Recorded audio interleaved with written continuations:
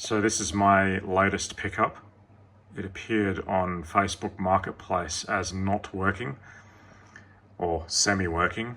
Basically it was making noises and whatnot, but nothing ever came on the display. Good news is I have fixed that and it wasn't actually that difficult to do.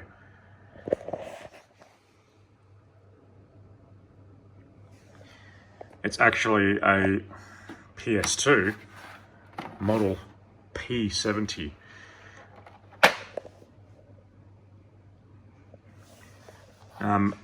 I do have the cover for the floppy drive that is getting serviced currently. It's a very common issue with the Alps branded floppy drive that this came with to have leaking capacitors. This holder is just temporarily sitting in there so I don't lose it in the meantime. This screen, astonishingly, doesn't have broken hinges. As far as I'm aware, we've had that out and it's A1. I'm not going to even tempt fate by moving that thing because I'm sure it'll break at some stage. Not really an issue because I've actually got a high quality 3D printer and I can make the hinges myself anyway. But I'd rather keep it original.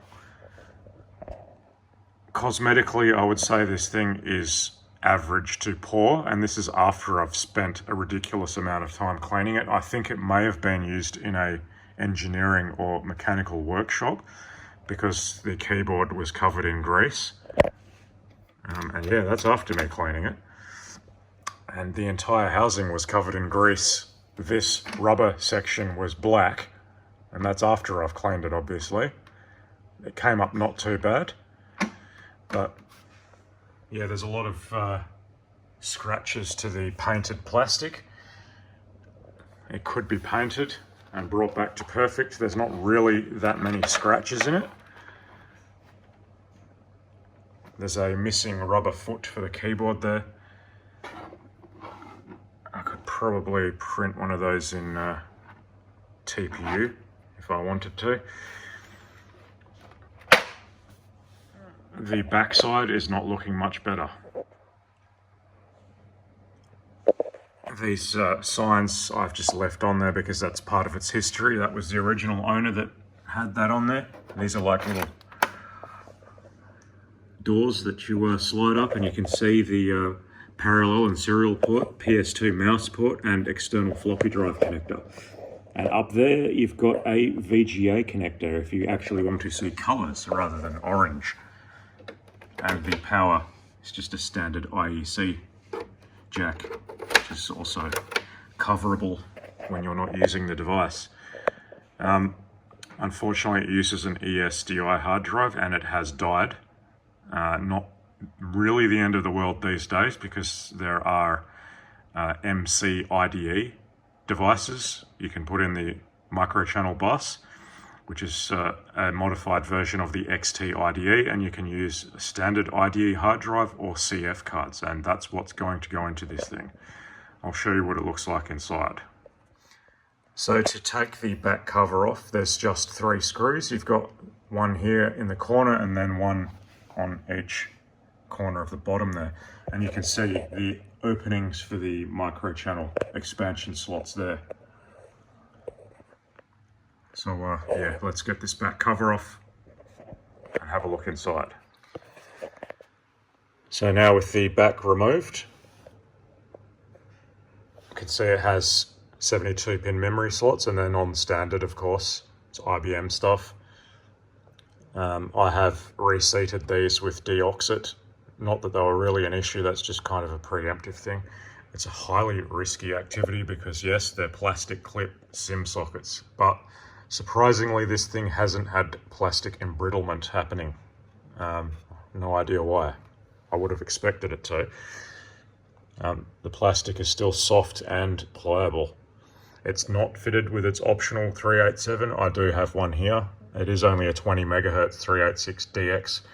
I'm not 100% sure how well these things take to changing the crystal there and running it at a faster speed. Knowing IBM, it's probably not possible. I've changed a couple of the caps on this main planar, just with solid polymer caps. I haven't done all of them. I probably should, and I may do that later. The display adapter has been totally recapped, and the only issue with that was that slot needed deoxit. Literally, that's it. And the display and VGA output sprung to life as soon as that was done. It was completely and utterly dead before that.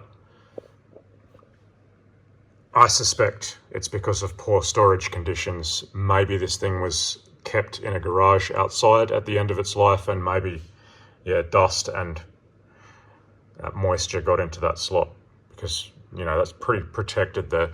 And you can see that there's evidence of moisture around the sides there, and I think there might be some corrosion on top of that hard drive. But the actual board itself is utterly perfect, thankfully. That's your standard camera battery up there. I have ordered a new one of those. It is, of course, flat, as always. Fairly interesting power supply. All the outputs are nice and smooth. I've checked that on the scope. It's got your high voltage supply for your plasma screen going around the side there and up into its hinge area up the top there. And that's the digital output for the panel itself. Interestingly, this display adapter will not, on this model, display on both screens at the same time, except in diagnostics mode, according to the service manual. As soon as an analog monitor is detected on that VGA port, it disables the internal plasma. Just fine, because you don't always want to be looking at that horrid display. It is nice and sharp, but yeah, monochrome. It's not for everyone. The reason I'm opening this up is because I want to unplug this hard drive, because it sounds like a rusty bucket of bolts spitting in there. It's definitely catastrophically failed. I suspect because it sat for so long, perhaps the heads had stuck to the platter, and when it was turned on, it has clean ripped them off. And that wasn't me that turned it on, it was someone else. Because yeah, it was sold to me partially working, so they've already plugged it in.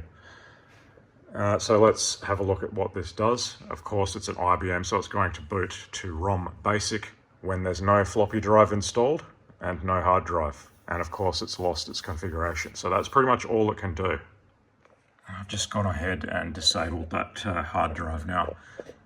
And as you can see, the two expansion slots, the upper one is a 32-bit microchannel slot and the bottom one is a 16.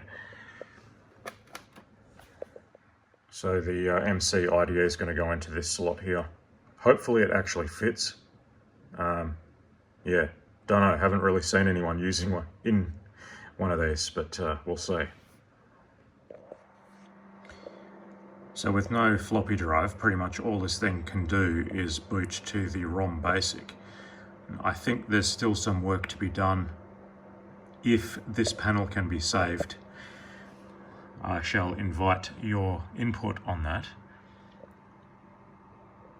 But it's kind of noisy on the left-hand side there. I don't know, is there anything inside that panel that is serviceable, like capacitors? The VGA output from that display adapter is rock solid. It's only on this plasma display that it's doing that, where lines are flickering. Is that early stages of failure of the panel?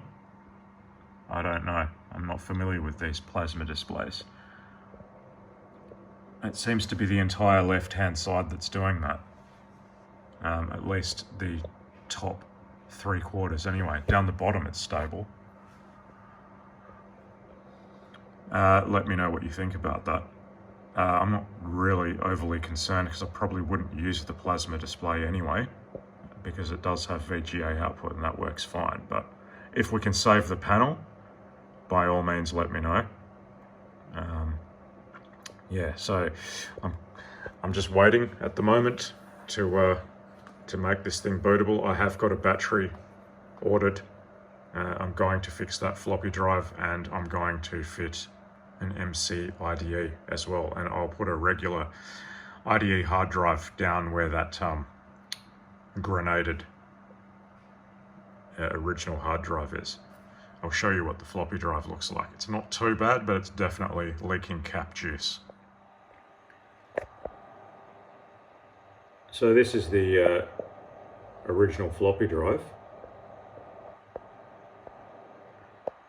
And if you see these electrolytic capacitors around here,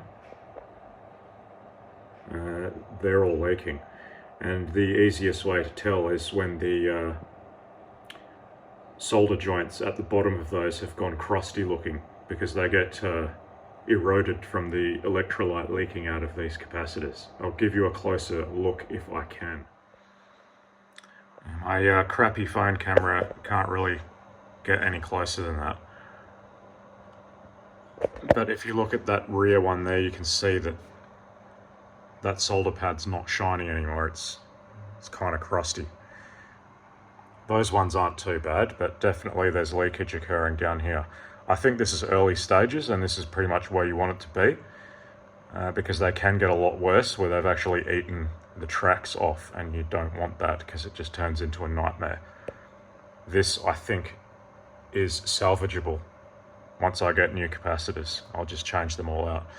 So there will be an update on this once I actually have some kind of success with this machine. I do have that cover, obviously, it's just off for the time being while that service occurs on that floppy drive. Yeah, so that's the end of this video. And once again, if you have any idea about the flickering on the left side of that screen, I will be keen to hear from you.